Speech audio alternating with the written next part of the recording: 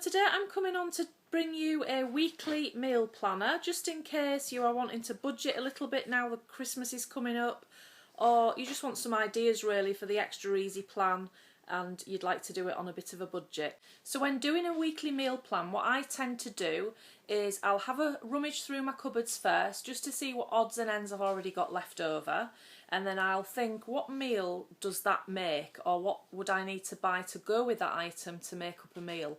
And that tends to be the focus of how I find what my weekly meal plan for the week is going to be, because I just like to keep odds and ends circulating and not have things hanging around at backs of cupboards going out of date or going off. So if you're wanting to do a different weekly meal plan after you've tried this one, pop to your cupboards and your fridge, just have a little rummage through and see what sort of meals you can make up with what you've got, and then failing that, obviously think, what little items do I need to add to that to make up a full meal. And it just saves money that way, and as I say, helps keep things rotating in your cupboards as well. So what you're going to see next is me going shopping at Lidl. We'll grab the shopping, I'll give you the shopping list, and then we'll get into the meals that we're going to be having for the week. What I will say firstly is the shopping that you're going to see me doing is just a general weekly shop.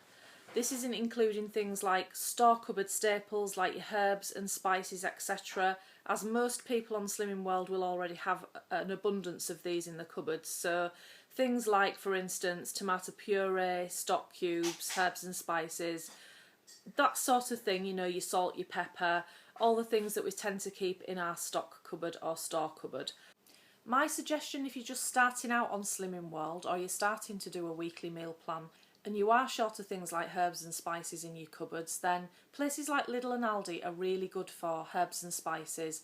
At the end of the day, dried herbs and spices are all the same, regardless of where you go. And I do know that Aldi have really good prices on theirs, and they have a really wide selection of herbs and spices. All of the herbs and spices are 49p.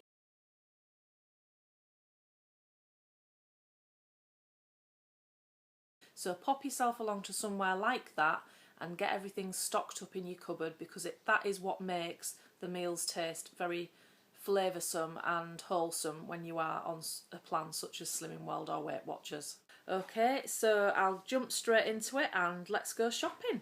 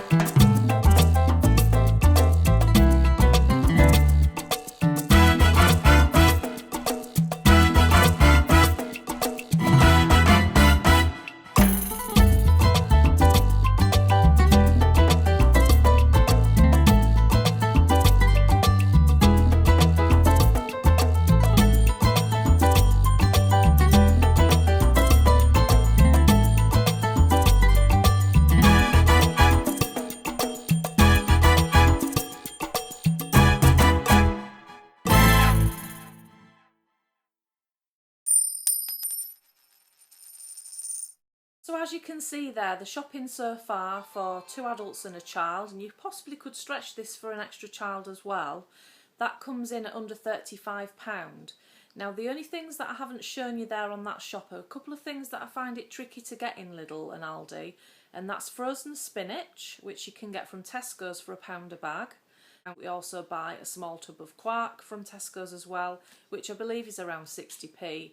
So you've got another £1.60 there to add on to your shopping bill, and that is everything you will need for the week. Now what I'm going to show you next is your evening meals for the whole week, and then we'll have a little discussion about the items that you've got left in your cupboards and your fridge and freezer that you are going to be able to make your breakfast and your lunches with as well. So let's take a look at what we're going to be having for evening meals for the week.